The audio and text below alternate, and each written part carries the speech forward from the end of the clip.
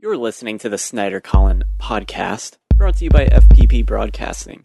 This week's episode is brought to you by Bryce Dallas Howard's boots.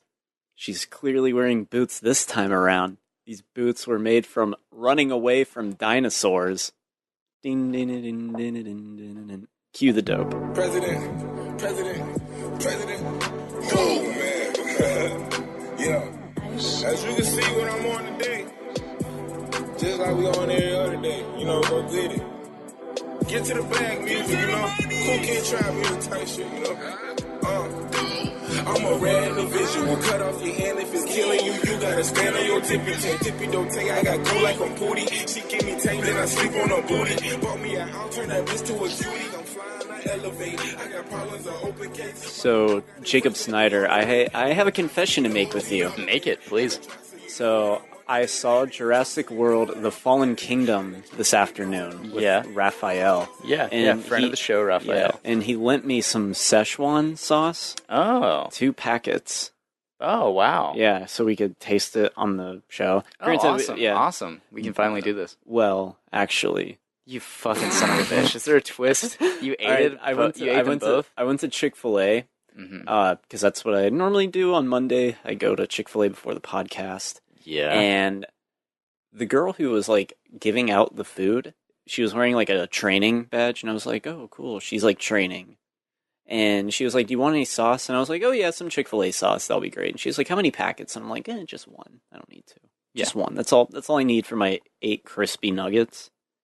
My well-done nuggets, as I get them. They're good. They're not. Yeah, you really hate crispiness. Or you really hate underdone chicken. Yeah, it's a fear. It's not underdone. It's just not rock hard like you like it. Mm-hmm. But anyways, I'm making fun of you, by the way. Fuck you. I know. She hands me the bag, and I'm like, okay, cool, bye. Mm-hmm. And also, why do I feel like Chick-fil-A is up to some hereditary shit? You said this on Facebook. Yeah, I know. It'd make a good tweet if I had a Twitter. I know. You should get a Twitter. It's true, though. It's true. It is. I feel like they are up to some hereditary shit. So I park in my favorite lunch space because I'm a normal person who eats in their car. If they're not with people, why would you sit down alone in a crowded restaurant? It's a good question. Anyways, there's no sauce in there. Oh. So I had to bust open one of the Szechuans, and I tasted the Szechuan. Okay. So do you still have the other one? Yeah. Is it in your car? Yeah. Well, fuck. What was the point of bringing that up then? Because fuck you, that's why. Get it so no, dude, tasting? that's mine. I'm keeping that one sealed. God damn, really? Yeah, that's the thing. Raphael has more. He has something to give to you. He gifted you 2. Yeah, and I had to use one. Yeah, so you use yours. I want mine. I will share it with you to try on the podcast. All right, fine. You can have it. You can have it. God, that was anticlimactic. I thought we were going to try some Szechuan sauce. No, the thing is that I did already. It's like tangy teriyaki. I don't even know if it's meant to be consumed. It's all right. I don't know if it's meant to be consumed. Am I a nihilist now? Yeah. Am I Rick? Pretty much. Anyways, welcome to the show, everybody. Hello. I'm, of course, your host, Collin Goode. And I am your other host, Jacob Snyder. All right, Thank you for joining us. All right, Jacob. We got some cool stuff to discuss today, including lots of Jurassic World stuff. You could say this is a Jurassic-sized podcast. Yeah, I guess you could say that, couldn't you? You could also say that. Don't do this again. Don't do it again, please. Oh my God. You could also say this is the world's best podcast. Oh, I didn't get that one. Jurassic, I mean, it is Jurassic World. You could also say that we live in a world. Hey, why don't you park it right there and stop? Okay, get it? Get it? I'm gonna whoop your Jurassic ass in this park after this podcast on this world. God. So Jacob, let's go and kick things off. Well, what's new on Twitter? That's our new segment. What's new on Twitter? You're my Twitter account. All right. I view you as Twitter. Okay. You're nothing. You're fucking nothing to me, except for Twitter updates. You're so harsh. What's new on Twitter? Just anything like news, Just what's going on. Well, that stuff pops up on Twitter. This is worth talking about. There's a little bit of controversy. I mentioned this to you earlier. Yes, you did. Regarding Childish Gambino, whom you may be aware that I am a slight fan of. I like him. Just kidding. I would definitely fuck him. But I feel like you want to take like a knife and like flay him and put on his skin and walk around. This is America. It's not far off from that. Absolutely. But there's a little bit of controversy going around about possibly allegedly song stealing when it comes to This Is America. Plagiarism. Yeah, you showed me the song. It's called American Pharaoh. American Pharaoh, yeah. And who's it by again? Jace Harley. JC Harley. I've never heard of him before. I don't know if he has a following or... Me neither. I've never heard of him either. He's... I don't know anything about him, really, truly. I know a lot about Donald Glover. So. He's living in the shadow of Gambino. Yeah, Jace... I forgot his name Jace already. Harley. Like a Harley Davidson. I mean, these things happen, like plagiarism, accusations. Stairway to Heaven, that's been successfully sued for plagiarism. Well, yeah, because it's very similar. Yeah. But apparently this Jace Harley guy isn't mad about it, though. He's not upset. Oh, really? Yeah, he's just like, I would like some credit for it, but, you don't have to if you don't want to, I guess. He's like, Gambino's got everything. Who am I? I mean, yeah. I think it's... The songs are similar, like I mentioned to you. They're similar, but... They're similar in, like, tone and, like, thematic, maybe? I haven't, like, studied the lyrics to either song, but it sounds like maybe This American Pharaoh is also making some sort of, like, statement type thing about American society. Maybe not. I didn't read the lyrics, but we checked out a video, played them back to back, and they're similar songs. Yeah, is it enough to, like, sue? I don't know. If they have Fam Rothstein on Twitter, at FamLikeFamily on his Twitter account, his Twitter handle. He's Childish Gambino's manager, and he tweeted that they have, like, Pro Tools files from 2016. Like, this song is 3 years old, according to him. This Is America is 3 years old. And it was recorded a while ago. So it had been worked on. Yeah, like, it's been in the making for quite some time. He just hasn't released it. Yeah. So that leads me to believe, like, I don't know. I'm sure that it's just a coincidence. Yeah, that's what I take it. It's just kind of like, oh, it happens. Yeah. Like, who knows? I don't really think less about either artist. Yeah, no. So I definitely don't think less about Jace Harley, because I do not know him. It'll be forgotten about, because this type of stuff happens all the time in the music industry. You're right. Like that Coldplay song, Viva La Vida, the melody of that's, like, been used in, like, a bunch of other songs. Yeah? 2 other songs. A bunch, too. I want to say Stevie Ray Vaughan. I'm probably wrong. Oh. But I believe we have some Spider-Man news. Yeah, we do. We have a title for the new Spider-Man movie. The sequel to Spider-Man Homecoming will be called Spider-Man Far From Home. I have the exact same reaction to when I first heard Homecoming, which was, what the fuck? That's not the name of a Spider-Man movie. And then just, okay, it's unique, it's different. Far From Home, like, why not? That sounds like a name of a comic arc. It does. Yeah, it does. Is it going to take place on Titan after he's reassembled? Oh my god! His ashes come whisking back together. I'm back. I'm far from home. I believe it. The reason why it's called that. Excuse me. The reason why it's called that is because it's going to take place over summer vacation for him, and they're going. He's going with, like, some friends to Europe. So he'll be in, like, London. Yeah. That sounds amazing. Yeah, it sounds fun. That. Yeah. It sounds like it'll be fun. It's different from the New York setting for a Spider-Man film, which I really like. Are they getting the same guys to write it?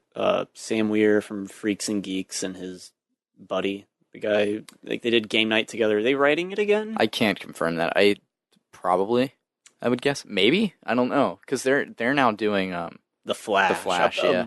Allegedly, whatever. God only knows what stage of production any they said it should be DC movie. It should be out by 2020 is what they're saying. Okay, they got some time. Yeah. I guess.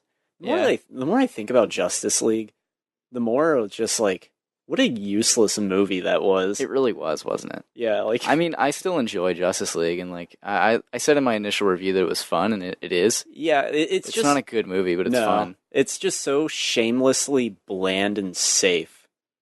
And I think that's the problem. It's just like, okay, because the reshoots, here we are, still talking about Justice League, but it's so shamelessly like safe. Yeah, it is. Um, It's very bland, and I don't know. It's nothing special, back but to it's fun. I back had to a good time with it. back to Spider-Man: Far From Home, though. I think they're getting the same guy who directed Homecoming. Yeah, John and- Watts. Yeah, All right, I guess he did fine. yeah, he did a good job. I thought. he did a fine job. Director of Cop Car. And Clown. Yeah. Yeah, when I was watching Homecoming, I was like, yeah, this has you can see all the clown fucking fingerprints all over it. What was Clown about? It was a horror movie. It wasn't Oh. scary. It was about it was a weird movie. I kind of liked it. It's pretty stupid. It's about this regular dad guy, working husband. Mhm. He's like late to his like kid's birthday or something, and like it's like a little kid birthday party, and the wife's Sure. just like, "Did you find a clown?" And he's like, "Oh, I can't get a clown. It's too late." Like, so he decides to like dress up as a clown himself, Oh. and he can't take the clown costume or makeup off, and he turns into a fucking demonic clown. That's hilarious. Yeah. I love that. Like he tries, I think he wears a clown nose, and he tries like taking off, and it just like rips part of his skin off. Oh, gross. It's a fucking weird movie because he wears like this cursed ancient clown suit that he gets at like some store or thrift store, and there's a scene that he tries to kill himself, and it's the strangest suicide I've ever seen on film. Do you want to spoil it? Yeah, or- yeah. Fucking no one cares about clown. Okay. Yeah. Yeah. Anyways, he's locked in like a hotel because he's like a clown, and he's ashamed. Mm-hmm. And he has these like two running razor blades, like the ones that you'd find like a wood shop and like cut wood with. Yeah. He has them like propped up on the ground running, and he's like sitting in a chair, and he tries to like fall back in his chair so it'll decapitate him, but it doesn't work. That's bizarre. Yeah, that's a fucking oddly specific suicide method. I'm gonna fall back in this chair and have these running saw blades decapitate me. How does it not work? Do Do you remember? I don't remember. I want to say like he's like immortal or something. I don't really remember. It doesn't work. It doesn't foolproof. I think some kid gets murdered instead. Jesus. Yeah. So Spider-Man: Far From Home. I believe it comes out after Avengers 4. Oh my god. What a change of tone. Yeah, there's definitely gonna be some clown elements. Kevin Feige saw that scene in Clown and was like, "This is the guy who needs to direct Spider-Man for Sony." Yeah, absolutely. Oh man. Man, what's new on Twitter? Oh, I started I started doing this. I don't know why I did this. I searched in the search bar on Twitter podcast recommendations, and I found some tweets about people asking for podcast recommendations. And did you? I tweeted them a link. shamelessly? Yeah.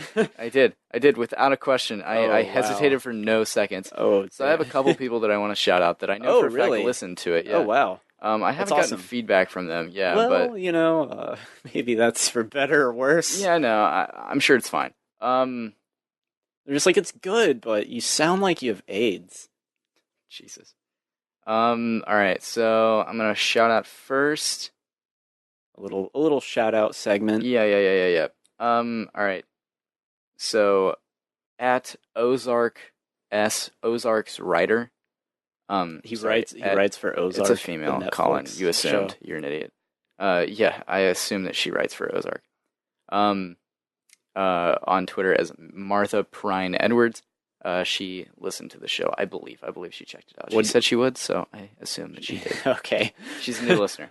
Cool. Be Yep. like, are you gonna tweet back and be like, hey, you got a shout out? Yeah. Entice them. Yeah. Entice them to actually click the link. Yeah, for sure. We're shameless. Bossy McKnow-it-all CPA. She likes to say that she's a CPA. I'm sure. If I were a CPA, that's her name. Like like how Twitter has like you have your Twitter handle, username. Yeah. Sure. Yeah. Her username is at Miriam Perium. I like that name. It rhymes. And then her name, like the name section, is Bossy McKnow-it-all, comma, CPA. What is a CPA? I can't recall. I don't know. Hold on. Let me Google this. We sound like morons. I'm trying to think of the worst thing to possibly say. Oh, okay. It's a certified public accountant. Oh, I would never have guessed that. I was thinking like cuckold Polish. Jesus Christ, Collin. Some weird sub-genre. Oh my God. Anyone else? Anyone else? Shout out. Yep, one other person whom I believe checked this out. At Catherine E. Lynn. Catherine E. Lynn. Can you fucking read? God. Yeah, I can't catch a break with you today. On Twitter is Kate. I've been on his ass all day, people. Oh my God. I linked the podcast to her and she liked it. So we'll leave those shout outs there for them.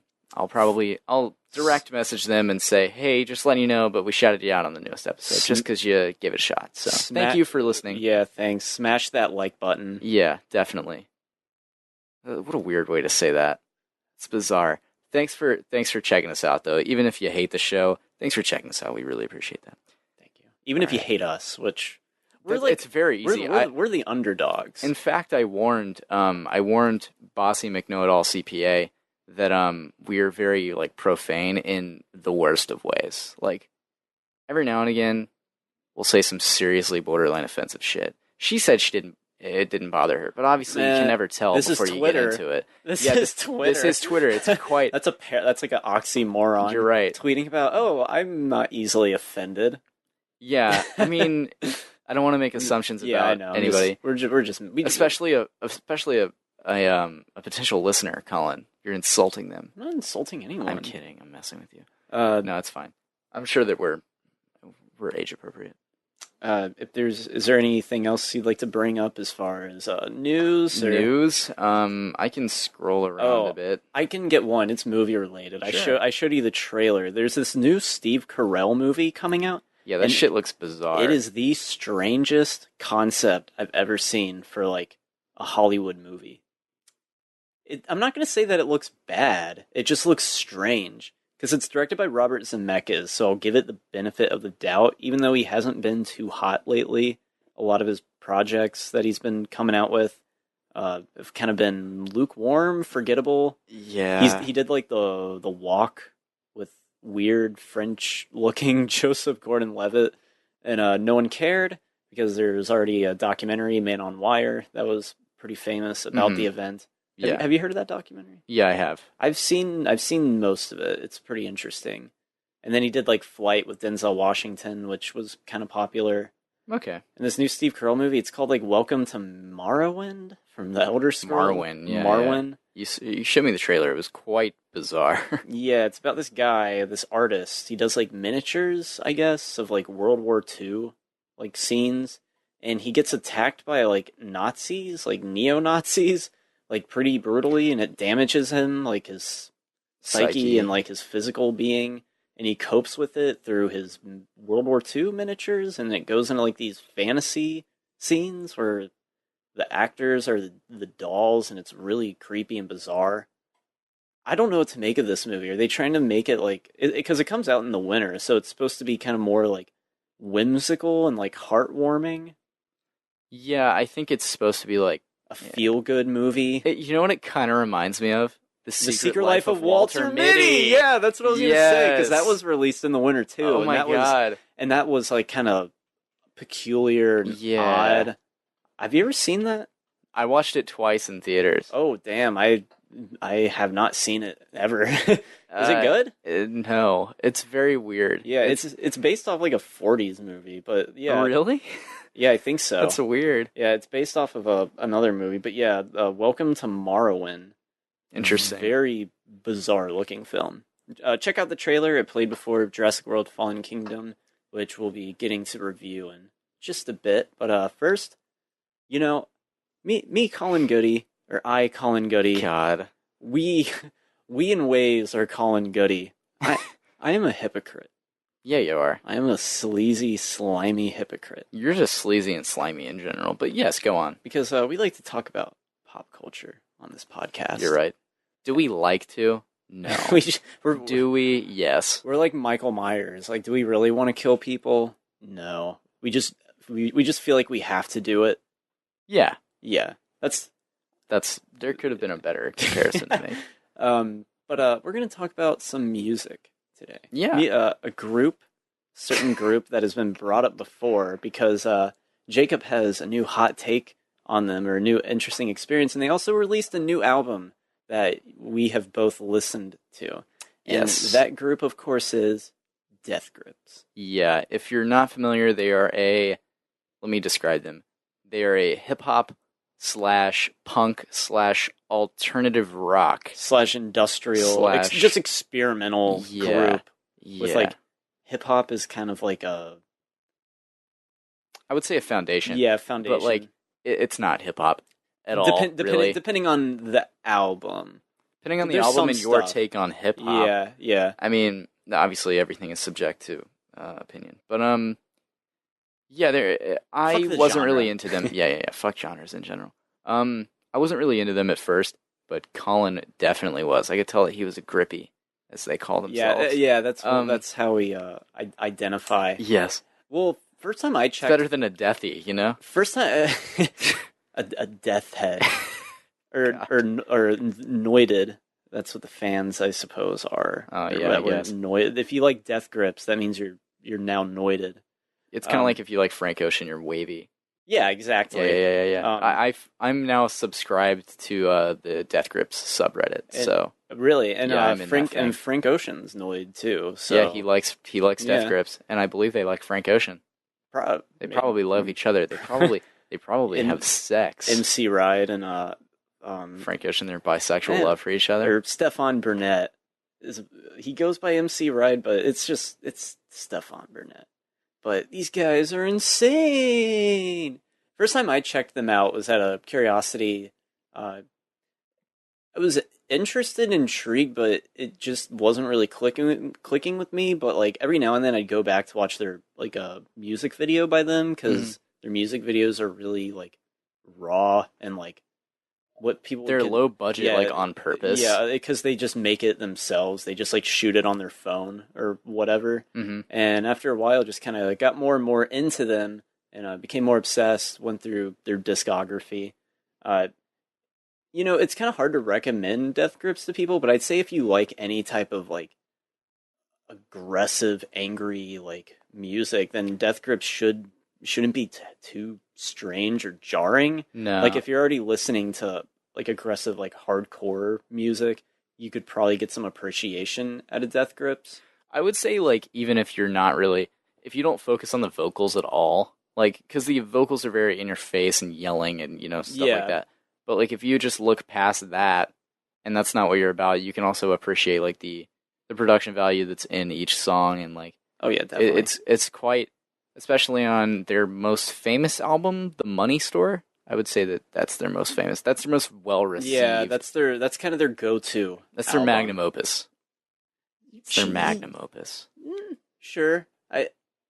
Is there another album that you would describe as? I guess technically the Powers That Be, because it's like a double album. Oh, I know nothing about that. But it's their most like kind of accessible album to a certain extent. Sure. And it's always fun showing Death Grips to people because it's like, oh, these guys are like, who is this like guy like screaming into the screaming his like verses and lyrics and just really bizarre and like kind of ugly. Sometimes their music, depending on who you can be like, or listener, can be like kind of depressing, Yeah, it can. And just noise and just like madness. And I showed them to you.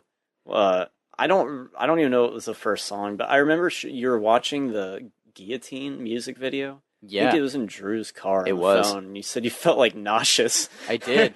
No, I did. And I think that's partly because I was in a car and we were moving around. The motion. Yeah, but also like that video is just like unsettling and gross and doesn't make you feel good. And the song is quite in your face. And it's just, but I didn't get them for the longest time. And then not 2 or 3 weeks ago, I messaged you and was like, yo, Like, I get it. I get Death Grips. Yeah. I understand it. Yeah, I saw that and I was just like, what? Yeah, you were like, you're lying. Fuck. Yeah, you didn't believe me. Yeah, I was like, go listen to Ye. Fuck you. Have you listened you listened to Kanye's new album yet, Ye? Which one? He's made like he's worked on like 5. Yeah, you're this right. past week. You're right. Does he probably has another one coming out that he produced. I think he's done. I think they're all done. I think the one with him and Nas came out. Is he at peace now? You know, for the time being, now that these albums are out, is he kind of like able to cool down a little bit? You know, someone made an observation. He seems much happier now. He seems at peace with what was bothering him before, which presumably is his mother's death. He seems more at peace. You know more about that than I do. Yeah. I don't know. He just seems more down to earth now, as down to earth as the guy could be. I mean, he's always been insane, but like, you know, I've listened to all of the albums except the Nas Kanye one. Because he had... Is Kanye featured on it? Or? Yeah, he is. Because they... Alright, first it was Daytona, which was by Pusha T. Let me recap first. There was... Kanye announced that there was like this album release, like, I guess, month. He was going to release like 5 albums, producing each one for a different artist, and they would be released like over like the course of like 4 or 5 weeks. And the first album that was released was with Pusha T, Daytona. Yeah, listen to that today for the first time. Really good. Yeah, I've heard it's been pretty popular. Yeah, apparently. Yeah, it's really good. The next one was his album. Yeah, that's his. Third one, Kanye's. Third one's Kids See Ghost. Kids See Ghost, which it's a self-titled album. Kids See Ghost is Kanye and Kid Cudi. So it's a Kid Cudi album, but with like Kanye lyrics. It's kind of nice. Or is it a Kanye album with Kid Cudi in it? After listening to it like 4 or 5 times, it's absolutely it's a Kid Cudi album with Kanye in it. It's not Kanye, really. All right. It's most of that is Cudi. It is much too good for Kanye, in my opinion. Hey, but Anthony Fantano gave it a 10. Yeah, he did. Which is like earth-shaking news. That is pretty. That's if you're a fan of what he's given like 3 or 4 albums a 10. Yeah, one of them's The Money Store. Yes, which good way to circle back to Death Grips. But and the other one is Awaken My Love by Childish. No, I'm kidding. If we want to talk about Fantano, I mean it's interesting because if you like the guy or not, I think he does a pretty good job with his presentation. You don't have to agree with his opinion, but his videos are pretty good. He has a little sense of humor that he adds in them, and good God, like how much fucking music does this guy listen to? So much. So like and then he does like a recap video where he reviews like 6 albums. Yeah, because he couldn't review them. Yeah, and it's insane. He's given 4 10s out of 10, which the first one being The Money Store, not including classic albums, like modern ones that he reviewed. Mm-hmm. Money Store, To Be Kind by Swans, which is he's like a fanboy for Swans. I've showed you Swans before. Yeah. And Kendrick Lamar, To Pimp a Butterfly. Oh yeah. And Kids See Ghost. Yep, self-titled album. Yeah, I keep on wanting to say Kids Sees Ghost or Kids See Ghost, or I don't know. It's all of these albums, they were all recorded in Wyoming, like in the mountains in Wyoming. Oh, is that why that's the album cover? Mm-hmm. I was wondering that. I was like, oh, Kanye probably just like took that. Isn't that where they all like were premiered? I think so. Yeah, something like that. Something like that, yeah. But like they were all recorded very recently too. They have very recent, like acknowledgments and fast made albums. Yeah, and they're only 7 songs each, and it's quite a feat. I'm enjoying this drop, like this succession, this Ye-assance. Yeah, it really is. It's pretty cool that he's producing all of these, and like they're all just coming out. It's pretty neat. I don't know. I like it. Anyways, back to Death Grips. Sorry. You decided to check out The Money Store for whatever reason. That album popped up in your mind, and you became a fan of it. Yeah, it was good. I liked it. You gotta check out some of their other discography, which leads to their new album, Year of the Snitch. Yes, and it came out last week. Yes, yep. I pre-ordered it, even though the album leaked, and I knew it was gonna be free online. But I wanted to buy that sucker. I And, get you. I got my notification. Your pre-order for Year of the Snitch is available. That's a good feeling. And obviously we had songs started before, so this album, it's very experimental, which I know is redundant because they're obviously a experimental band. Yeah. But this one, to me, it comes off as like a project, as if it's like there should be like a visual album, you know? Because the way Yeah. each song kind of flows into each other. Some songs are only like a minute and a half, and it's like you wouldn't really go back to listen to this specific track, but in context of the album, listening to that before these next two songs, it kind of makes it like a experience, you know? You're right, yeah. Like there's It reminded me not in like music style, but in terms of like you have to listen to it linearly, like Endless, Frank Ocean's Endless, where it's like it is an experience. You can't just jump into it in the middle of something because like each song phases into one another, yeah, and not in a clunky way like Drake's More Life does, where it's just like a constant ever flowing like song, and they fade into one another, and like it's shitty. Basically, the difference between Death Grips and Drake is... well, No, I'm kidding. Let's just boil it down, yeah. yeah, they're Let's just boil it down to one thing. Drake. It all comes Hairline. it all comes down to Drake. Comes down to MC Ride's abs. Were there any It's pretty ripped. were there any particular standouts or anything on the album that you enjoyed? Granted, I don't have song names memorized, but I do have. There was one in particular, Linda's in Custody. Really, that's one that I just can't. I can't like process that one. I love it. I Really? love that. Yeah, Really? Yeah, I loved it. That's It goes from like weird punkness to like Pink Floydy Dark Side of the Moon, like And- toward the end, and like it's just a fucking weird track. It's great. I loved it. yeah. That one's it has like this slow like beat. It almost sounds like a kids show is like Yeah. being performed or something. Yeah. And the vocals are really muffled. I read in the comments that like Linda is apparently like someone who was a part of the Manson family who snitched on them. And Death Grips, they sampled Charles Manson, one of his interviews, at the beginning of their ex-military mixtape. Mm-hmm. So maybe it has some connection.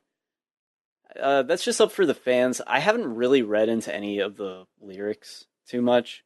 But yeah, Linda's in Custody, that's just one that I just find like... I mean, I don't hate it, but it's... I don't It's know. bizarre, yeah. It's taken me a while to grasp it. I love the first three tracks. Death Grips is online. It's kind of like... Death Grips is online as a fucking bop. Yeah, It's- like you it's can like upbeat, yeah, you can dance and it's just like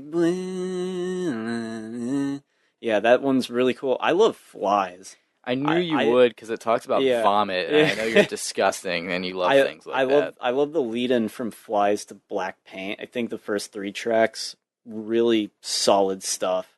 Then it goes into Linda's in Custody, and then the horn section, which is just kind of like a cool little like instrumental for like yeah, a that was minute. quick. Yeah, Leads into Ha Ha Ha. That one, there's a sample in it that I swear is the Pale Man from Pan's Labyrinth. really? His scream, Huh? because in the movie he holds out his hand, he's like, "Wee!" And it sounds like they sample it, but that's just me.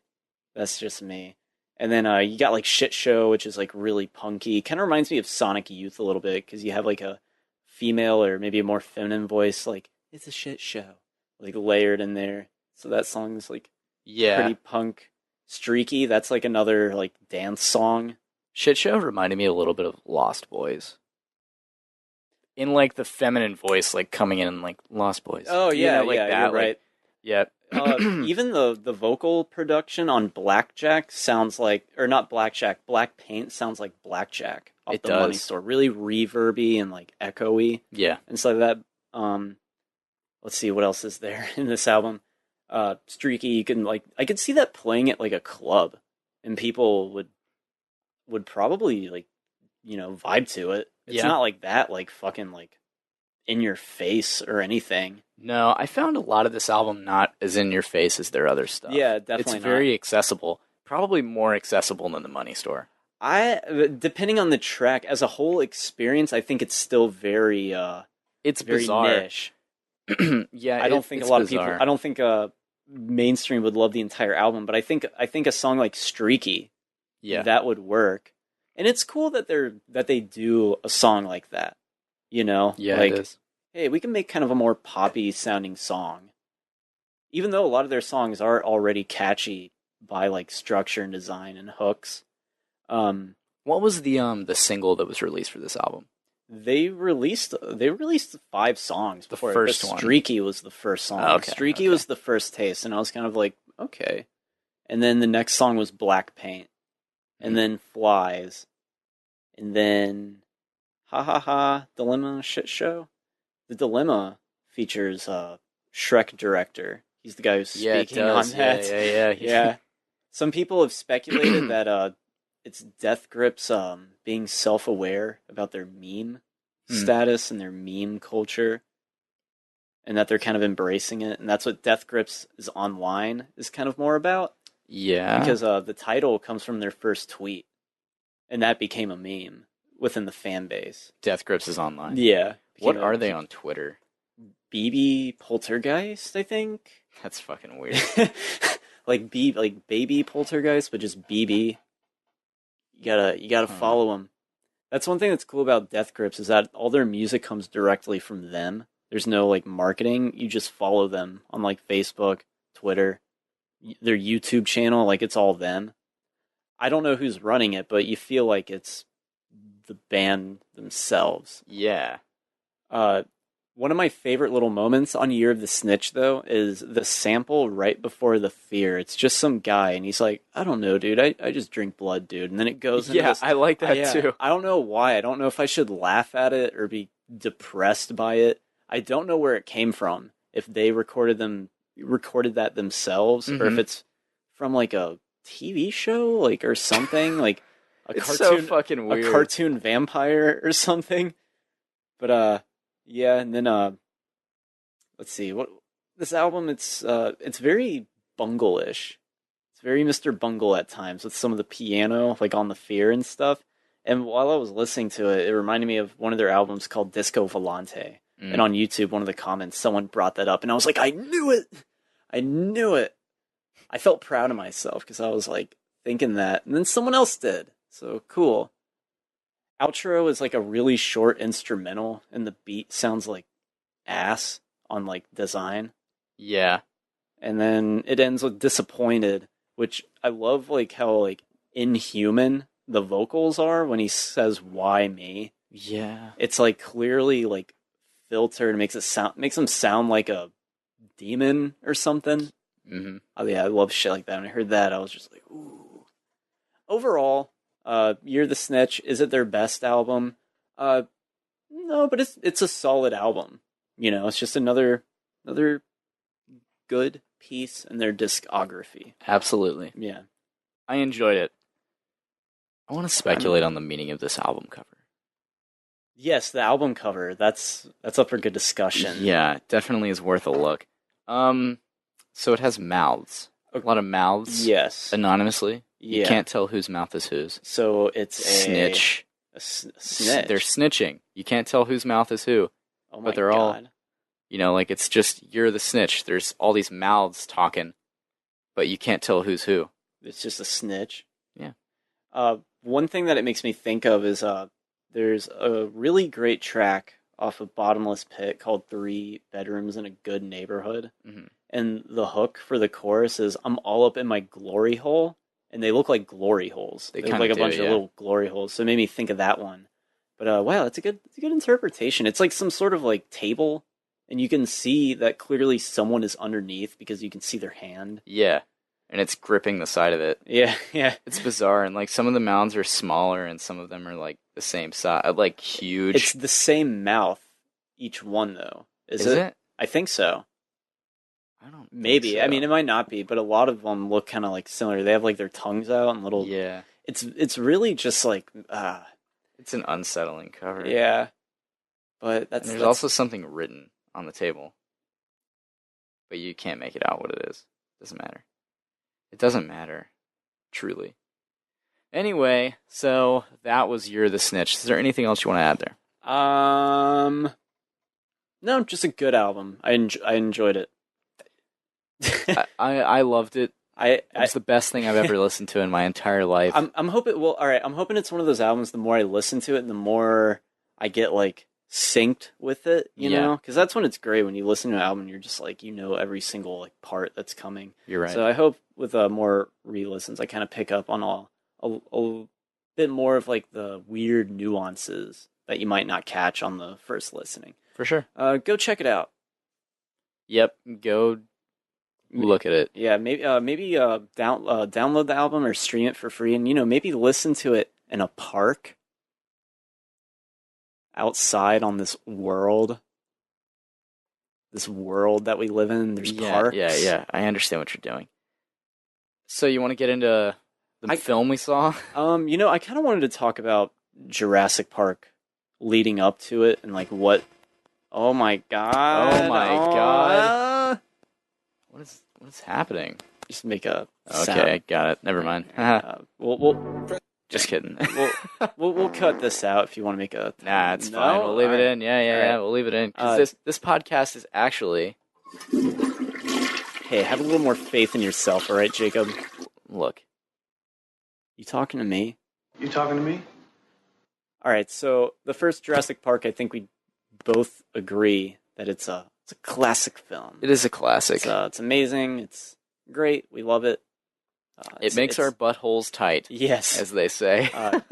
It's intense. It's has had groundbreaking effects by utilizing CGI in ways that some movies hadn't quite done that before. Yeah, it did. Practical effects and CGI. Yes, both. Mixed together. And Jurassic Park, it was based off the Michael Crichton novel, but basically it's just like a B movie, but pretty much, yeah. But excellently executed, to where you kind of forget that you're watching a monster B movie. Yeah, I mean, I think at the time Jurassic Park had nothing like that had ever been seen before. It was a huge deal. I wish I could have imagine seeing that in theaters, dude. That would have been like a mind-blowing experience. It would have been like the peak of cinema. Do you think there's any more mind-blowing experiences like that to be had? Because like you hear about people watching 2001: A Space Odyssey in theaters, and it's like they were just glued to their seat, like they couldn't move because it was so like they'd never seen anything like that before. You hear about. I mean, the other example that we use is Jurassic Park. It's like that type of movie, that monster movie, where the dinosaurs look that good and stuff like that. It had never been done before. Jaws. We kind of got that with Avatar. Sorta, yeah, I guess. Yeah, Avatar.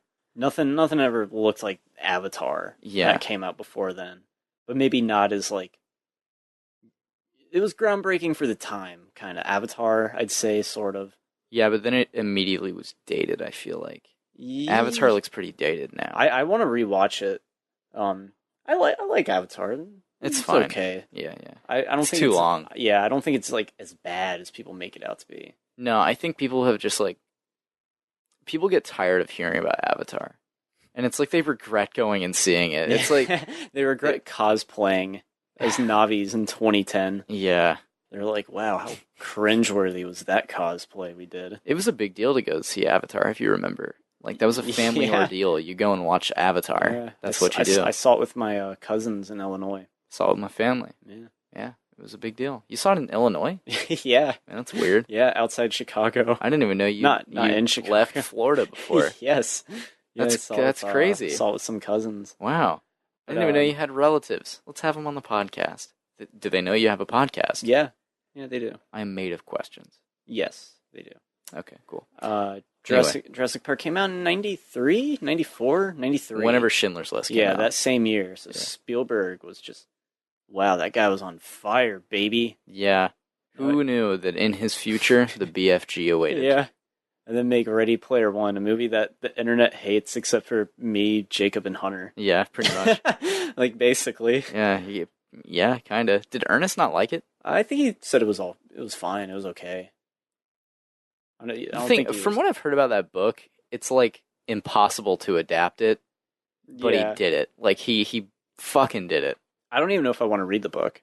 I don't. From what I've heard, the book seems like it's shit. But before the movie came out, it seemed like everyone loved the book. Yeah, or so I thought. Yeah, and then you hear like the backlash. It's classic. Everybody likes the thing, so the people who don't like the thing have to come out and say that they don't like the thing. It's like, didn't you own the book? You lent it to me. You loved it. You loved Ready Player One. Don't lie to yourself. Yeah. It's just, I'm sure it's a good book. I'm sure it's well written.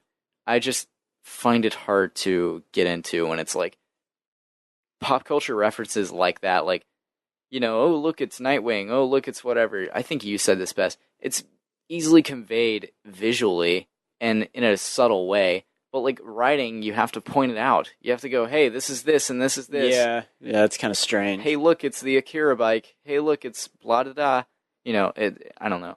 Coming from a guy who hasn't read the book, it's kind of same. It's a little outside baseball. That's right. Just coin that phrase. I don't care. Love you. So Jurassic Park comes out. Yeah. And I think this is the problem with the Jurassic franchise, is that I brought this up to you before we were recording, and I was like, I'm not going to say it now. I'm saving this until we're recording this podcast. Please. The Jurassic Park series was robbed of its, like, Terminator 2, The Dark Knight, Godfather Part 2, Yeah. I think it was robbed of having that, like, amazing sequel that ranks up there as being, like, better than the original. Yeah. It was completely robbed of that. But then again, what do you really do with this concept? I mean, what else is there to do? This. Take them off the island? Yeah, I mean, look, The Lost World, let's recap those movies for a minute. Yeah. The Lost World I haven't seen the whole thing. Yeah. I was scared of it when I was a kid. Interesting. Yeah, because the little girl gets, like, attacked by the little dinosaurs. Yes, she does. Yeah, that scared me. So I didn't watch a lot of that movie. Yeah, it's Jeff Goldblum has like a daughter, because in the first movie he's like, "Oh, I love kids. I have like 9 of them." Yeah, something like that. Yeah. That is, yeah, and he has a little girl. Who's an African American child. Yeah, see, it's never explained, but it's done in a very well done way where they're just like, we don't need to explain. Jeff this. You Goldblum get it. You would can fill have, in the blanks. Yeah, Jeff Goldblum would have like a bunch of children of different ethnicities. Absolutely, he's like Jeff Goldblum is like a lover of the world. He is. He goes around the world spreading his love. Life finds a way. See, tell me that's not a good Goldblum. Let me see your hands. That's a Jeff Goldblum impression. Oh my god. So Michael Crichton wrote the original Jurassic Park, and it was adapted for the film. Yeah. And then they wanted to make a sequel, and they made him write The Lost World. Yeah, because it's not as good. It was part of some contract or some sort of thing where it's like we can only make a sequel if it's based off of a Michael Crichton novel. Yeah. Something that's stupid. Were the rights purchased for Jurassic Park before the book was even published? I'm not even sure. I think that I want you to fact check that if you want to, because I want to say it was in development before the novel even got published. But Lost World, I guess some people like it, most people don't. It's kind of known that it pales in comparison to the first Jurassic Park. Yeah. Well, Jurassic Park is a 1990 science fiction novel, so I believe it's 3 years prior. Okay. So, yeah. I might have been wrong. But then there was You probably were. You're always wrong.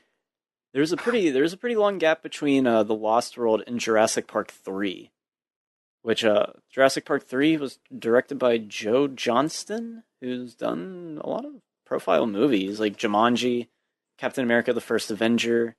He also directed October Sky, which is a movie that I really like. Oh yeah, it's got Jake Gyllenhaal. Yeah, it does have Jake Gyllenhaal in it. I love October Sky. It's fun. It's about rockets. Yeah, I love that movie. I never liked Jurassic Park 3. Even as a kid, I did not like it. I remember seeing the trailer for Jurassic Park 3 when going to see Tomb Raider with my dad and brother.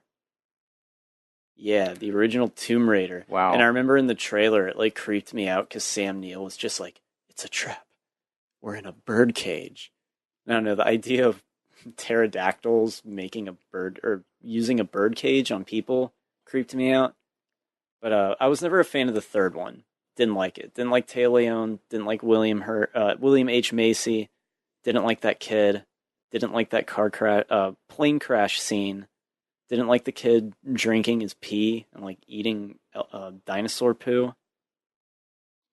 Jurassic Park 3 is just bad. It's just a terrible it's an unpleasant experience. I think that's what it is. It is. It's like it feels very corporate because they didn't base it off of anything, so they just went with it. The plot, and the reason why The Lost World is as good as it is, even though it's rushed, is because Michael Crichton did write a book. He wrote it. So there's source material to adapt. Jurassic Park 3, it's like, a kid is missing on the island and their parents need to find them, so they get Sam Neill and they go. Like, I hate that plot that, like, some kid is, like, lost on this island.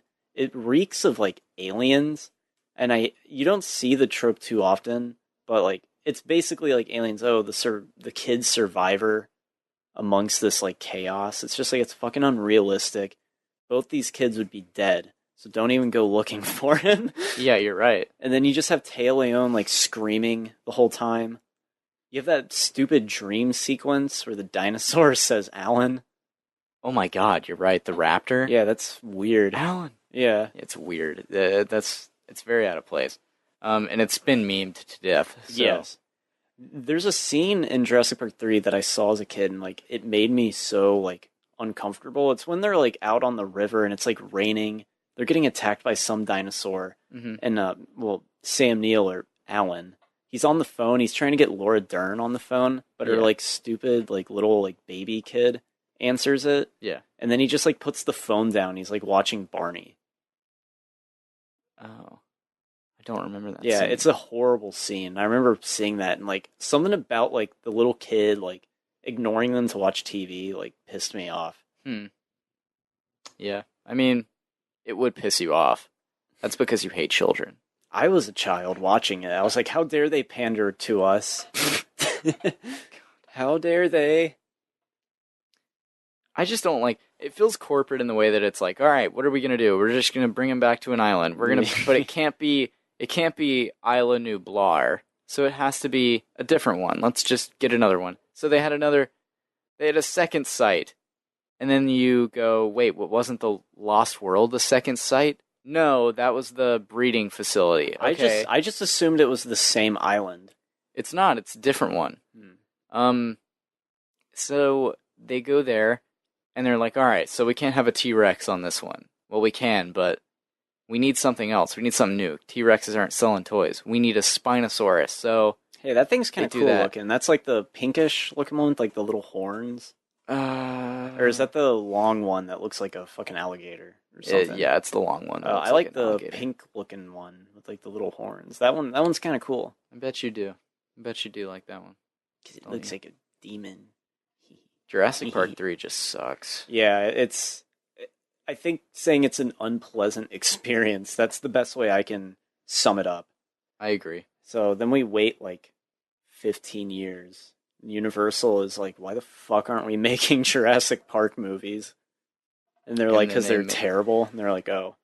Yeah, and then they decided to go ahead and do this Jurassic World thing. Yeah. And Jurassic World 1 was pretty well received. It made a lot of money. It wasn't that well received. I would say it was well received. It was like Ready Player One. It had like a 70% on Tomato Meter. Internet hates it.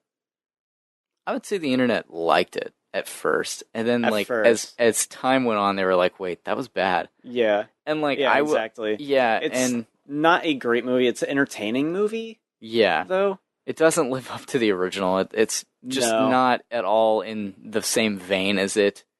It's just kind of shit. But it's fun still. Yeah, like it's fine. Chris Pratt, he's doing his thing.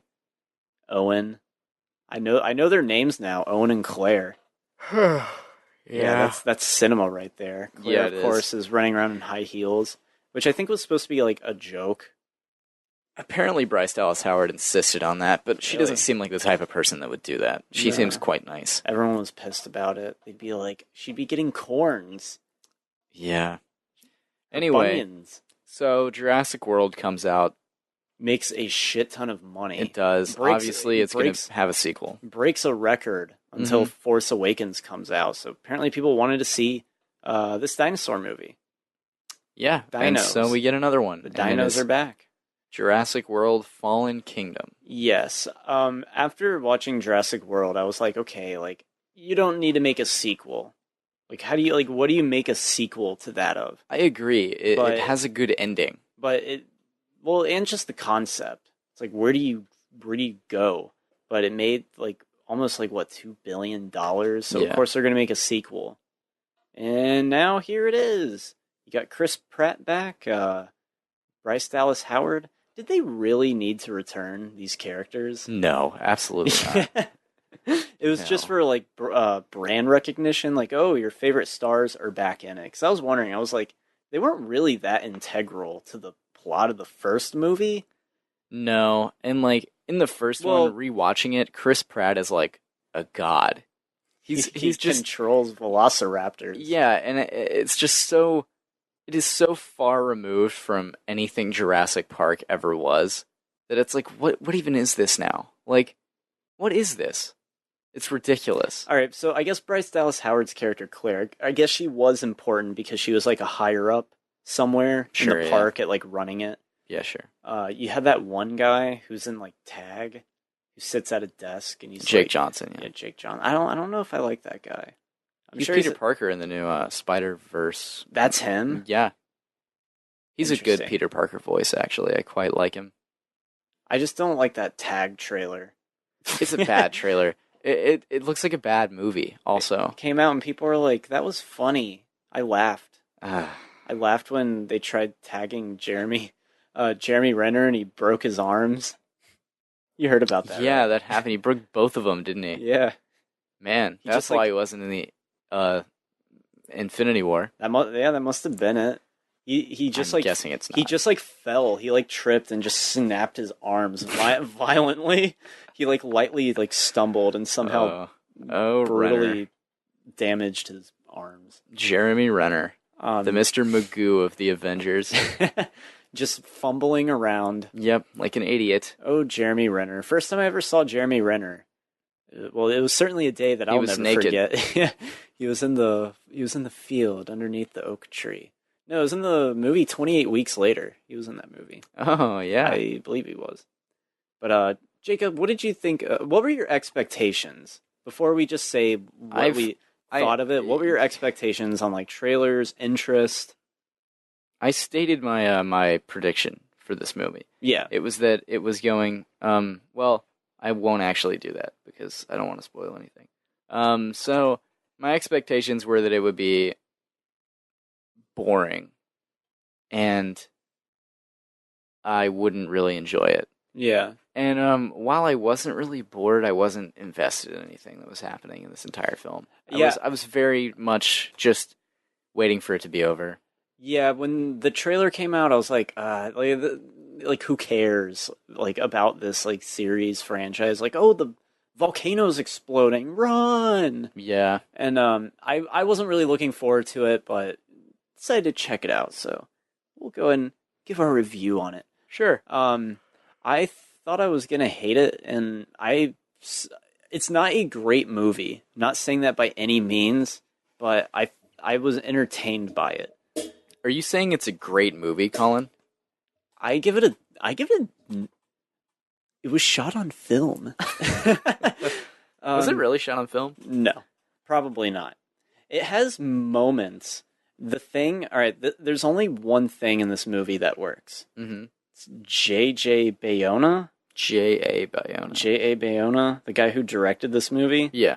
If it would have been directed by just somebody. Yeah. No one with any sort of filmography. I haven't seen any of his movies, but he's done like The Orphanage, which is like a Spanish horror movie produced by Del Toro. Yeah. He did When a Monster Calls, which was like a fantasy drama. Didn't see it. And he also did The Impossible, which is about a tsunami. Yeah, it has young Tom Holland in it. Yes, it does. So Spider-Man himself. So he's worked in genre and he's worked with effects. And if they would have gotten just anybody, this movie would have been complete fucking shit. But there's there's good, like, well shot, well executed, like, stuff in it, but the script is just, like, stupid. So Yeah. it's like the opposite of Josh Trank. Okay. Because, alright, so Jurassic World, or The Fallen Kingdom, it's like 2 movies put together. That's a pretty, It is, yeah. that's a big flaw of it, because it's like, that's not how you really tell a story. It's like a paradigm shift in, like, style and tone. Yeah. So basically, the first half of the movie is like, oh, the volcano, it's gonna explode. We gotta save the dinosaurs. That's probably what Universal wanted. And then JJ was probably like, I want to make this, like, monster movie that's, like, set in this mansion. Yeah. You know? That, and they were probably like, I don't know, that sounds kind of retarded. That's offensive. And JJ was just kind of like, well, all right, like, he compromised. So they did, like, both of them, you know? And there's a lot of plot things that aren't fledged out. So I was entertained by it. I think the director made this movie watchable. That's all I'm going to say. Some of the acting was fine. Like, Chris Pratt and Bryce Dallas Howard were pretty good. A lot of the other acting is pretty terrible. Yeah. There's definitely some shit performances in this movie. Notably who? Are we in spoilers now? All right, Are you gonna say BD Wong? He's BD Wong doesn't give a fuck. Oh, that evil BD Wong. Is he even evil in the first one? Jurassic Park? No, he's just like the engineer guy. He's just a guy. He's just the guy when Sam Neill's like, what type of dinos are these? And he looks up and he goes, Velociraptors. He delivers that line amazingly. I don't know why. And that's the line that's launched him to skyrocket. He's probably just the one guy that they could get to sign on for this. BD Wong, they go like, hey, no one else wants to be in this. And he's just like, sure. I go to cons because of this Jurassic Park movie. He was evil in the first Jurassic World. Yeah, he was. He just flipped in that time. I guess in Jurassic Park he could have been evil too. The nerd character was pretty insufferable. He was awful, yeah. That felt like corporate, like, oh, make him like this, like, just, he was just kind of annoying, you know?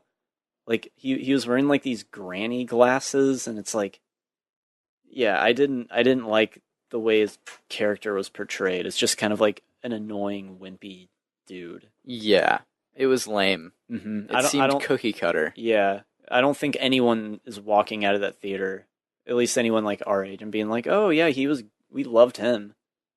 Yeah, it seemed really cookie cutter. I don't know, I didn't like it. And then we have a little girl actress in it. And you know, I know it's not nice to say that kid actors aren't good, but she's pretty bad. And her character is like the most bizarre thing. Yeah, we'll get into that in spoilers. It's just so out of left field and dumb. I love it because it's so dumb. That's what I like about this movie. It's so, like, it's just so stupid. I don't see these movies as a sequel to Jurassic Park. They're their new thing. They could be called anything else. They could be called Dinosaur Movie. They could be called Raptor Trainer. I don't know. Yeah, and everyone would be like, oh, it's like Jurassic Park. Yeah. Obviously. Yeah, but, like, the fact that they just keep on trying to bring this back into, like, the Jurassic Park universe, and, like, hey, remember John Hammond? Here's his partner who you never saw in the original and was never mentioned, and here's why. We'll get into that in spoilers. I have a major bone to pick with this movie, and it's really dumb. But we'll get past that. Whatever. This movie was okay. I think this movie was better made than Jurassic World. Jurassic World tells a more cohesive story, but it's very bland and boring, and the dinosaurs aren't even that great looking. This movie, you have 2 stories. You have 2 movies, basically. Pretty much. The first half is pretty cookie cutter action, what Universal wants. Second half, I think a lot of people hate that scene or that part of the movie, but I actually liked it more. It has a lot of, it felt like it was directed. It felt like he was directing. You could see it in like some of the cinematography, camera stuff. The special effects in this movie are great. I thought. Yeah, you think so? Yeah, they did a very excellent blend of using practical when practical, and the CGI was fine too. There's a scene with a raptor getting blown out of a room. Yeah, that was funny. I laughed at that. Yeah, I actually liked that the most because it was obviously like a stop motion transfer. It was practical. It was weird. Yeah. I laughed at that. I was like, oh my god, that's. I just saw a raptor just narrowly avoid an explosion. Isn't it funny that we pull for a velociraptor in this movie? Yeah, blue. God, these movies are fucking bizarre, Collin. These movies are so... It's an abomination to Jurassic Park.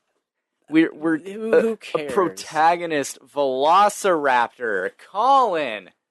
This is the apex predator in the original one. Not really, but they did the same thing in Jurassic World. You're right, and it was dumb then too. Yeah, it was.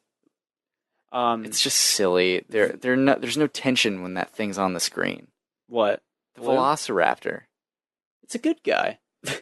It's dumb. Cute. It's cute. The T-Rex is a good guy too now. He is. He was one since whenever. He's been a good guy since Jurassic Park, the ending of that movie. So the thing that I'm crediting Fallen Kingdom is that it's a movie that's directed. Sure. And this movie has a lot of scenes, pretty decent scenes of people in peril. Yeah. Because that's what, it makes you think of the first Jurassic Park when the kids are in the kitchen and they're like avoiding fucking dinosaurs and stuff. There's plenty of that stuff in the movie, and I like that because like that's what I want to see.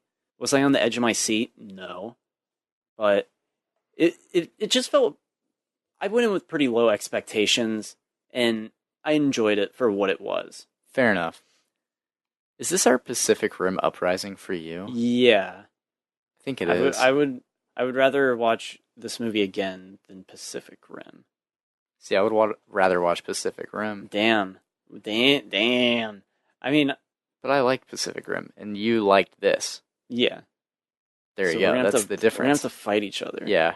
I mean, I didn't think Pacific Rim Uprising was like a horrible like thing. You gave it a 2 out of 10. I gave Deadpool 2 a 2 out of 10. I gave Pacific Rim 2 a 5 out of 10. Just on the fence, just didn't care for it. Do you want to give ratings on this before? Yeah. 5 out of 10. Okay, that's fair. I thought you were going to go low. 7 out of 10. No, I'm going to go... I'm going to go 5 out of 10. I'm going to go 6. Just... All right. It exceeded my expectations, but I can't give it that high of a grade. But it's weird because there's other movies that I've seen this year, and like Annihilation, Isle of Dogs, that are better films, but I was more entertained by a stupid dinosaur movie. I don't know. I'm starting to question my film criticism. I wasn't entertained by this movie because these movies have nothing new to offer me, and I'm just watching. You know what I mean? Like this is why. That's why I wasn't even excited to see it. So that's same. I mean, I wasn't really excited either, but like, it didn't excite me either. No, like, it didn't get me going. It kept at a decent pace. Sure, like it kept going with the action stuff like that. Yeah, it's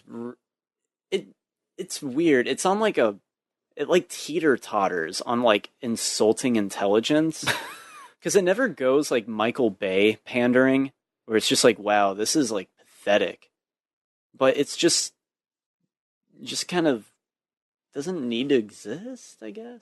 No, you're right. It doesn't need to exist. Yeah. I What's your major bone to pick with all right, we got to get into spoilers. Yeah.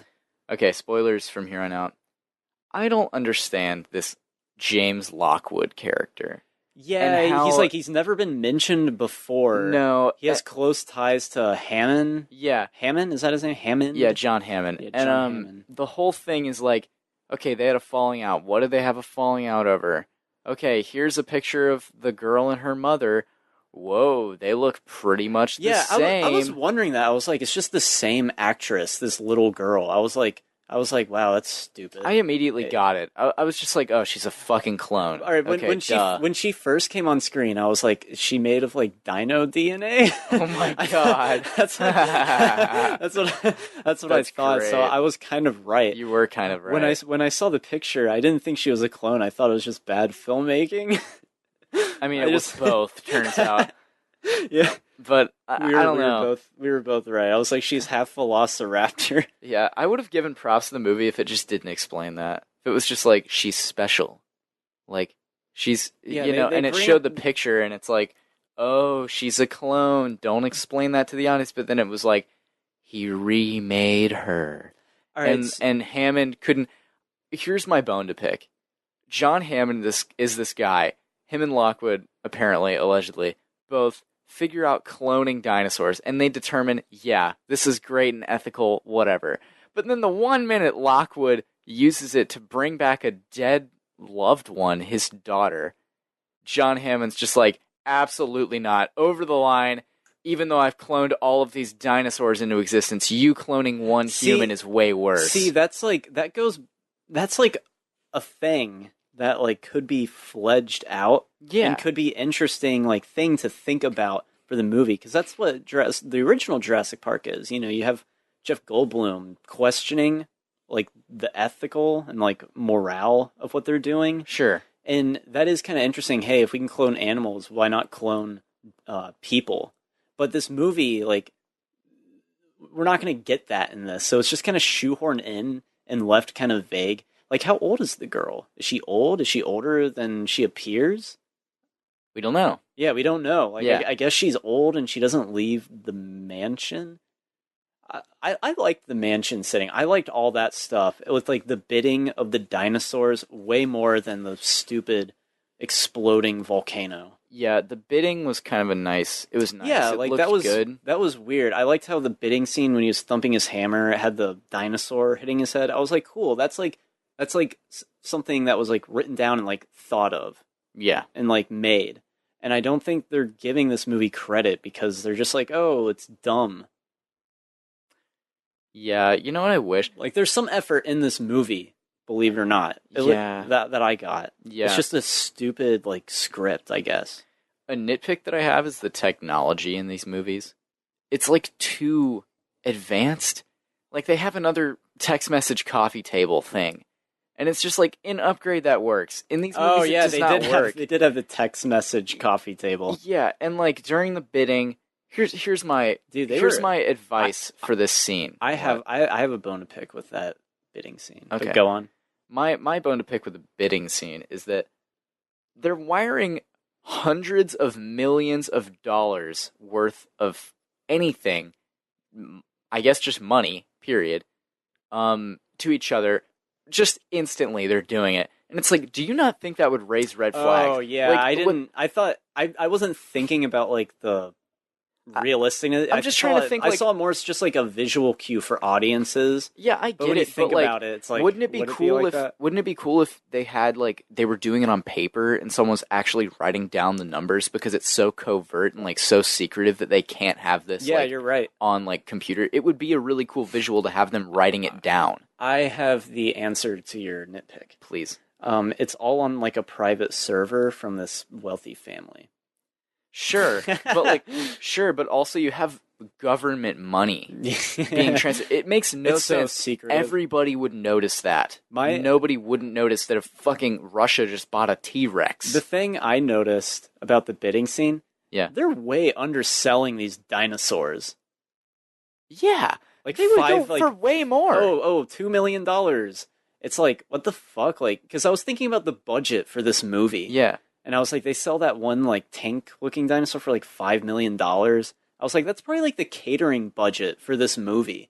Like, these are, like, billionaires, like, and they're just buying, like, dinosaurs for, like, not shit. Not only dinosaurs, the last of their species. They should be being sold for billions. They should. Yeah, that's one thing that I picked up. And normally I kind of let stuff like that go, but that was just, like, they're underselling these fucking dinosaurs. Yeah, and then... Let's talk about the Indoraptor. Better than Indominus Rex. Sure. More also shitty, though, and I didn't like it. I thought that we were getting away from this.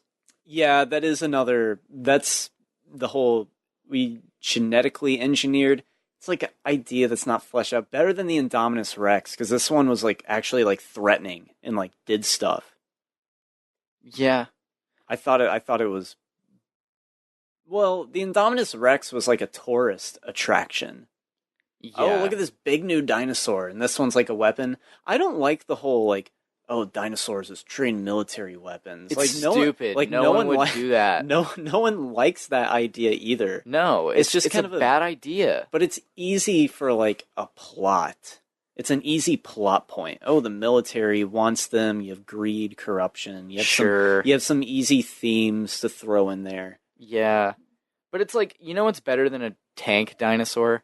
A fucking tank. Yeah. Like, a tank is much more... It's not a living thing that you have to train to do this and this and this. It's...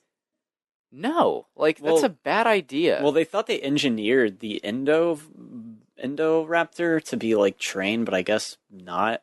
But then I guess yes, because they used the gun laser thing. Yeah, but And it's before like, that, but it's still it vicious. goes by human commands. Yeah, if there's a laser... It's Yeah. like engineered that way. If not, it's just a dinosaur. It's gonna fucking murder everyone. So Yeah. that doesn't make any sense. It's not like a docile, like, living organism. It's like, okay, if it gets out of this cage, it will murder everyone. But if you point a laser at it, it'll kill just that person. Yeah, it's really... God, it's so stupid. But if we're just gonna compare the two of, like, engineered ones, I liked this one more. Sure. It did more. It was more practical. It could climb around rooms and walls and all this shit. You know what? I like the idea of Indominus Rex more. Really? Yeah, because of the idea, like, The this park is attraction. super Yeah. corporate, and it's like, it's just like a roller coaster, basically. It's just like, hey, look at this new thing that we have. Look at it. It's not meant to do anything. We're just caging it up and we're putting it here. It's nothing special, really. Like, you know, look at it. It's not meant to do much. Yeah, it's like, oh, but it's like, look at this why'd you do wonder. it then? Like, there's some interest there. And I think it's a statement a little bit. Obviously, it's a statement on society and corporate greed. Yeah, that's the main thing: greed, morale, playing God.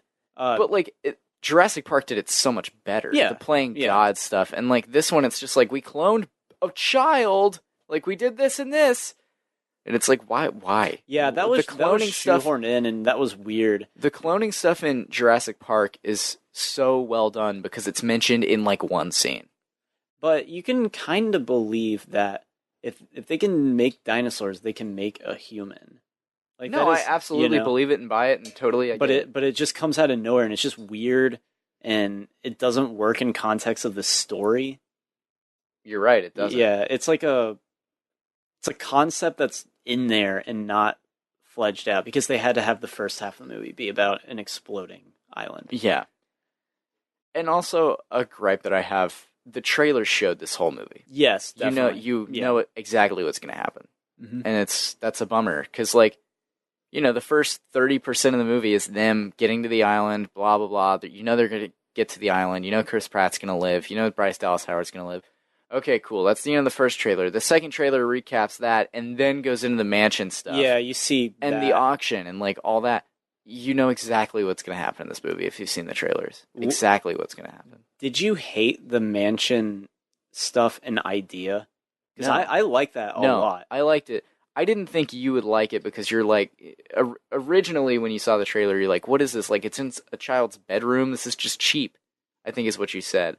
But like, and it is cheap, but also like it adds something to the Jurassic Parkness of it all. Like, okay, a raptor's in a child's bedroom. That's scary. Yeah. Like, that's actually effective. But at the same time, it shouldn't have been in this movie. Shouldn't have been here. They should have just made one or the other.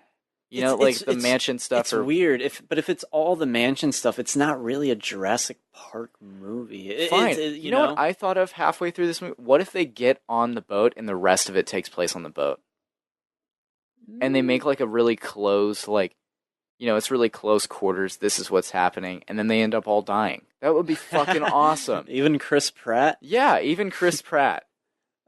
That'd be amazing. Oh, let's talk about the first scene of this movie. I didn't like that. That felt like shit. It's like Oh, yeah, raining and like yeah. there's guys underwater. I was like, oh god, here we go. It opens up to the sub and then it pans up, and of course it's fucking pouring on Isla Nublar, the original island from the first one and then the first Jurassic World too. It's pouring, and I was like, all right, typical. This is always what's happening on Yeah, this island at nighttime. little wiener guy is like trying to like, I don't know, he's doing something. Yeah, and turns out there's a T-Rex close by. Yeah, Cool. that I don't know. That scene, it didn't get me hyped up. It felt kind of oddly inconsistent. We've seen it before. Yeah. That's the thing. Like, we just saw that in the last movie. We just saw the water dinosaur jump out at something last minute and kill it and whatever, and it escapes. Now it's out in the real world. Wait, when are we going to see that again? What? Well, all right. So that's the first scene. It kind of feels very generic-y, like something out of the Meg. Yeah, it does. Yeah, it doesn't feel like a big like epic. It feels like Nothing wrong with the Meg, but like, know your place, you know? yeah, the Meg is not the Jurassic franchise. Maybe the Meg's gonna blow up, and then there's gonna be clickbait articles. The Meg is what everything Jurassic World should have been. I bet there's gonna be an article that says that I bet it will. somewhere on the internet. I bet you're right. And then like the next scene, it's like this exposition. It's like, oh, cool. I thought you were going to say XXX 10 times. No, we've already mourned his death. R.I.P. No, it's like, oh, now we're watching BBC. What a clever way to get exposition. It's like this big deal, and oh, we want to save the dinosaurs. It's like, why? Like, Jeff Goldblum's like, let them die. Yeah, I think it's quite funny that he even said that. He's just like, yeah, let them die on the island. But and then at the end, for whatever reason, they go back to the courtroom and they're like, let's invite him back now that the dinosaurs are out. Let's go. Yeah, Come on back, Ian Malcolm, and say what you need to say. Yeah, he's at the beginning and the end of the movie. Yeah. They shouldn't even have had him in it. No, it was it's just a waste of Jeff Goldblum. Yeah, and it's trick marketing too. It is. Because it's like, whoa, Jeff Goldblum's back for this movie? Cool. I love Jeff Goldblum, and I love Jurassic Park, and I love pop culture, and I love retro games, and I love Stranger Things. I'm going to go see Jurassic World: The Fallen Kingdom. And then I think it was speculated that he wasn't even going to be in the movie that much. But still, it's just kind of like, oh, cool. You misled fans. He's fine in the scene. Like, he's fine in it. Yeah. Like, it's okay, but it's like... I thought at the end, the ending scene was going to be Ian Malcolm and, like, his fancy, like, loft wherever he's living. And he's, like, sipping coffee. And he puts it down, and it's like... and he like looks out, and there's the T-Rex in his backyard. That'd be way cooler. And he goes, "Life found a way. Life found a way." And then it eats him violently. That'd be insane. Yeah. And he's cursing. He's cursing while it's happening, saying fucking things. Shit. Fuck. He's saying like, he's like, Jesus. Yeah. Oh my god, that'd be amazing. I want to see that movie. It takes a little while to get to Chris Pratt in this movie. They kind of have a little build up to him, and I thought it was hilarious. When Chris Pratt, his character got reintroduced, I was like, oh no. I was just like, building a house. Yes, building. He's just building a house by himself because by hand too. Because Chris Pratt is a fucking man. He is a man's man. He drinks Beck. Is he really? Is he drinking Beck? Or... Yeah, that's what they're drinking. Oh she's my like, God. So can I buy you a beer? And you know, they weren't that annoying. I thought they were going to be really quippy and Star-Lordy, and they are at times, but it's not like annoying. And I thought I was going to hate Chris Pratt in this, but I enjoyed them. They didn't bother me. Are they great characters? No, they're serviceable. Yeah, they're fine. They're serviceable. Their performances are serviceable, but yeah, I love that he's just building a house all by himself. Yeah. In like, I would assume Colorado or somewhere. Yeah. Just like, land, I don't know. land that he doesn't own. Yeah. Because he's a fucking man. Oh, God. I don't know. Something about... this movie sucked. Building a house. He's just He's just building a house. His house. They start off exactly where they started off in the first one. You know what I mean? Yeah, it's the same thing. They're like, Yeah. oh, we used to date, we were a thing. Yeah. Are we still a thing? I don't know, I guess. And it's like, why? Why did we do this? It feels like one step forward and two steps back. It's simple character dynamic. Yeah, it's lazy. Yeah, yes. It's lazy. Yeah, it's lazy. Just like how going, oh, there's James Cromwell is in this movie, and hey, guess what? He's best friends with John Hammond, but he has a secret, but he's in charge of the park now, and there's dinosaur. He's the genius. And it's like, why are we adding this in so late? See, I like that in theory, but like all the other stuff, it just feels like not fleshed out because they have to have big exploding volcano. Yeah. Did you like that stuff? The exploding volcano stuff? Yeah. I mean, I didn't like hate it. No, like, I wasn't bored I by think it. it's It was funny just... how Chris Pratt touches fucking lava. It's very he's okay. It's very close to him. I'm pretty sure he kicks it. Sure he kicks it. Yeah, he touches it. I wasn't sure because he's like sedated and it's like Wolf of Wall Street and he's trying to like move his like what's the word I'm looking for? His disenfranchised body. Oh my god. I don't know. That scene was just not tense for me at all. Yeah, it was supposed to be funny, and it was just kind of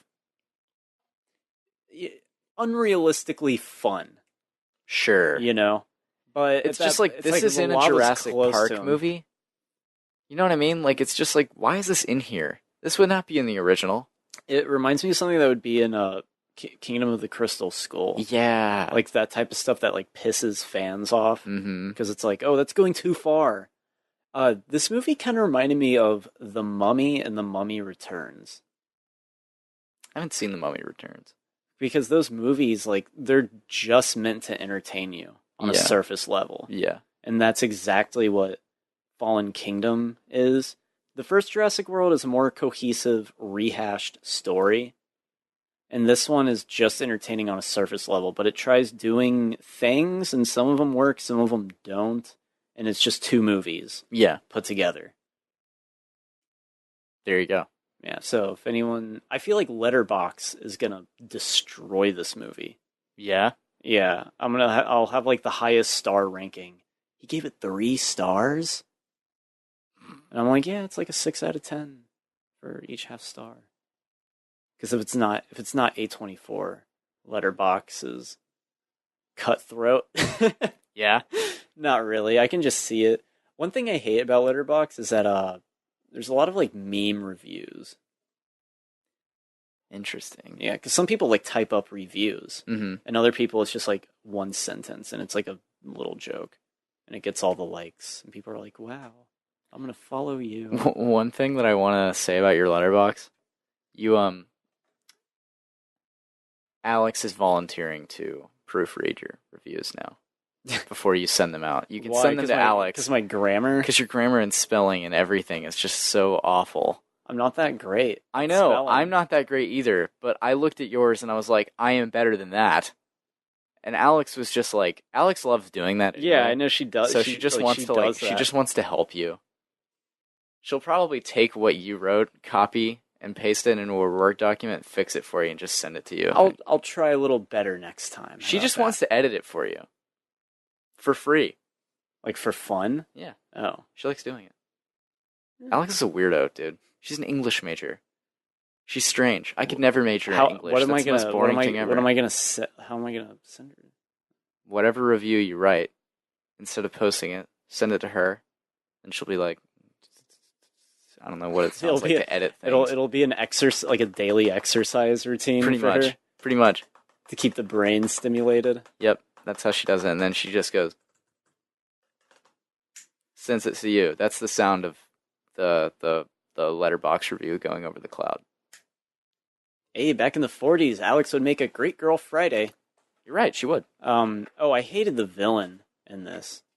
Oh, the guy who's like basically just Ryan Reynolds.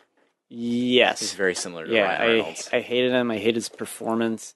They're like, oh, the guy from Life of Pi died in the first movie. Let's just get the other guy from Life of Pi. You're right. It is him. Yeah, and it's just like a weak lame, like, oh, I'm the well-dressed villain. I'm a good guy at first, but now I'm not anymore. So yeah, you hate me. Oh no. Does that mean the review's over? Snap. Is there anything else you want to talk about on Fallen Kingdom? There's a lesbian character, her reveals cut out. Oh, I did know that. Yeah, Alex told me that. Yeah, I heard about that. Apparently it's being called straight washing. Oh god. You know what? That has been happening, but someone criticized Taika Waititi for doing it for Thor Ragnarok. For who? Valkyrie. Oh. Because, like, apparently there's a scene where a woman walks out of her bedroom, and, like, they're all like, oh, whoa. And she's like, what? It's not a big deal or whatever. And, like, and he just said there wasn't really enough time for it, and it felt out of place. And they're like, this article that Alex read to me said, it seems like a flimsy excuse from the director. And I'm just like, who the fuck are you? Like, you're not Taika Waititi. Like, this guy's pretty woke. He's a good director. Like, don't tell him what seems like I don't know. It pissed me off. Straight washing. Straight washing. I'm turning the gauntlet on. For those of you who don't know, I have an infinity gauntlet. So would you recommend Jurassic World, The Fallen Kingdom, if you've seen the first Jurassic World, just out of curiosity? If someone was like, oh, should I watch that? If you've seen the first Jurassic World and you liked it, you should watch this one. It's not as good, but I guess it's a decent little sequel. If you're going in and you're pretending this is part of the Jurassic Park universe, don't do it. Just don't see this. It's not even like an almost worthy comparison. They're completely different in every way. The physics of this world are different than those in Jurassic Park. You know what I mean? Yeah. Like, it's not good. It's like the prequels and the original trilogy, but it kind of is. I wouldn't even put Jurassic Park up there saying, oh, the original trilogy, because I don't think anyone really cared. But like, we're getting a lot of it where it's like, fucking like Ridley Scott did that to Aliens with Prometheus, which I liked. I like Prometheus and like Alien Covenant. Yeah, these guys that are coming back now. Jurassic Park is kind of like, who cares anymore? It's gay again. Yeah. Make Jurassic Park gay again. Yes. I went in with pretty low expectations. Actually had some fun with it. Would I watch it again? Probably not. But I liked some of the directing choice. It had some style and grace. I will say this, without J.A. Bayona, I don't think this movie gets anywhere. Yeah. I think I would hate it. Yeah, I don't hate it. I do too. I think it would have been just bland. It feels like he just got told he has to do this. Yeah, and he was like, okay. He was like, sure, fuck it. Yeah, like I want to direct this. Yeah. He's like, I want to have a job, not Josh Trank. I mean, yeah. Hey, we read your gauntlet. We read your script for The Fallen Kingdom, and it's pretty lame. And he's like, okay. They're like, add this, and he's like, okay. He does exactly what they ask him to do. Yeah, he's just like, sure, I guess. I'm just doing my job here, people. So yeah, that's a review for Jurassic World. Yep, there it is. 5 out of 10. Yeah, this is like the new Shape of Water for us. Pretty much. Yeah. Except the Shape of Water is like an amazing film overall. Yeah. I mean, like even if I wasn't crazy about it, you'd say you'd say it's a better movie than Jurassic World Fallen Kingdom. Yeah. Oh, maybe a little bit. Yeah, maybe slightly better. Oh, I do love the shot of the lion and the. That was pretty cool. Even though it was in the trailer, so it didn't really. Was that really in the trailer? Yeah, it was in one of them. It was in like a TV spot, trailer. Oh my god, that ruins the whole fucking movie. Yeah. Then, like, there's a lot of cool like shots like in that movie where it's like that's cool, and then it's just kind of like, oh, this script. Yeah, that's cool. This script. All right, so I'm trying to think, what should we end this podcast on? Oh, Fallen Kingdom. What do you predict the finale of this trilogy will be? Well, how do these dinosaurs even reproduce? Yeah, they're all female. There's only one of each, but I guess I would just say you have to accept that life finds a way, yeah. All right, so predictions for the third Jurassic World. Third and final, yeah. As if they're not going to make more after this. Yeah. Jurassic World Endgame. That's what it's going to be called? Yeah. Jurassic World Endgame. And it's basically like Planet of the Apes. I would say the dinosaurs take over. Blue. All right, yeah. Blue is like Caesar in Rise of the Planet of the Apes. Just a little wow, bit. kinda. Yeah, you see what I mean? Yeah, a little it's bit. That cliche. There's a comparison to be made there. Mhm. I think that in the finale, they're going to be going around and tracking down the dinosaurs, getting them, because I'm going to guess they will not have reproduced. I'm going to guess they're decimating part of the animal population, at least. I mean, dude, and people too. They're hunting people. People have to be able to kill these things. They're not indestructible. No, they're not. You think a shotgun to Blue's face is gonna stop it? For sure. Yes. Yeah. That's a fair prediction. I'm gonna guess that it's gonna be, I don't know, Jeff Goldblum's gonna be in it for 15 seconds. You know what would be fun? Explaining. Here we go. BD Wong. He didn't tell anyone, but they reproduce asexually, so they're like amoebas. Oh my god. Oh my god. He didn't tell anyone. Yeah. He didn't tell anyone. And then we just see like a raptor, like really rubbery CGI, just duplicated into another raptor. You know what? I would give that movie a 10 out of 10 if that happened. Yes. Oh, let's go back to the Fallen Kingdom review. I hate it when the little girl like releases all the dinosaurs. Yeah, that's dumb. Yeah, because they set up that Claire that she wants to, but she knows she can't.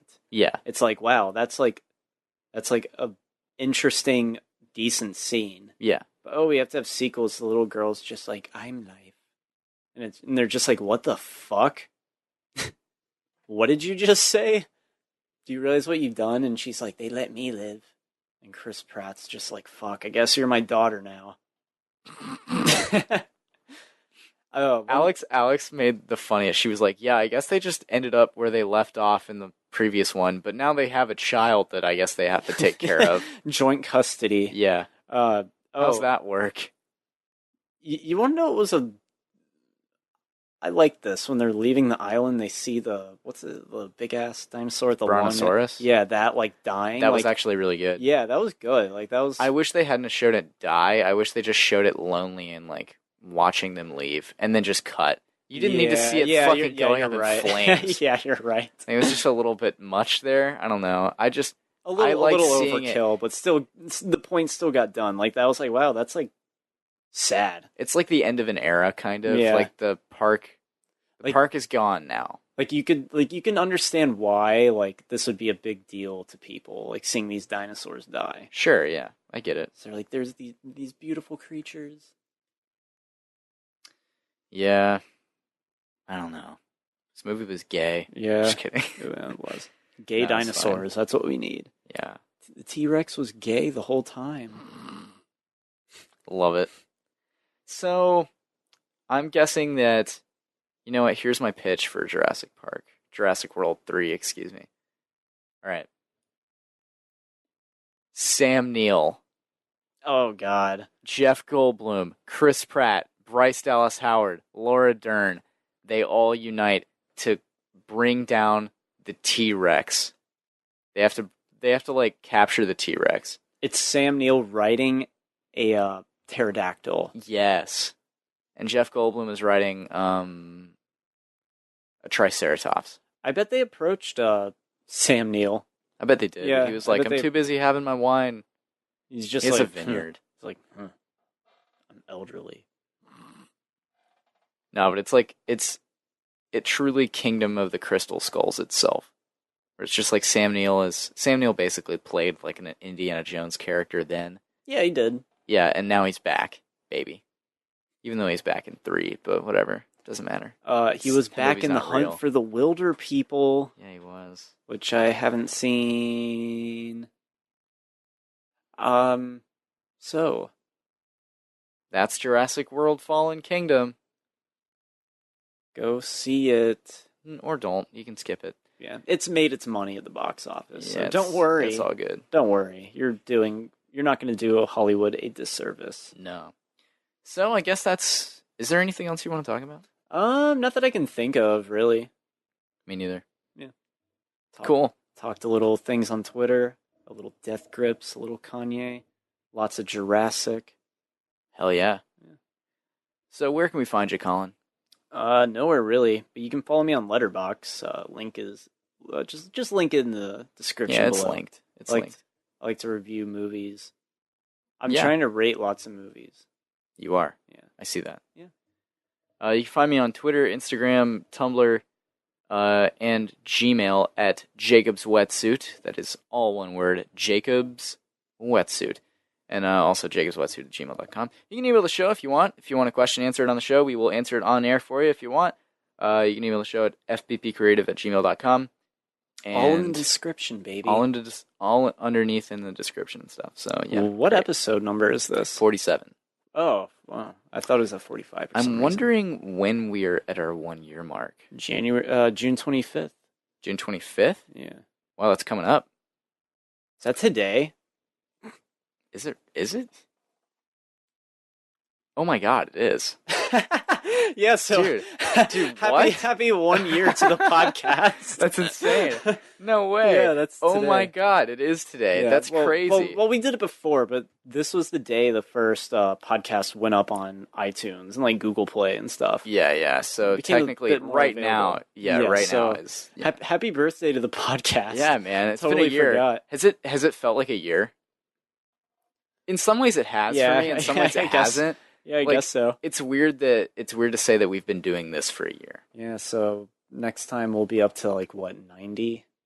I think so. Yeah, Wow. it is. That's Wow. crazy. Wow. Yes. Wow. Yes. Happy birthday Wow. to the podcast. Happy birthday, Birthday indeed to to the the podcast. Happy Happy birthday to the podcast. Happy birthday to you. Thanks for listening, everyone. Thank you, guys. Thank you. Alrighty. Take it easy, guys. Have a good one. Goo for violence. Yeah.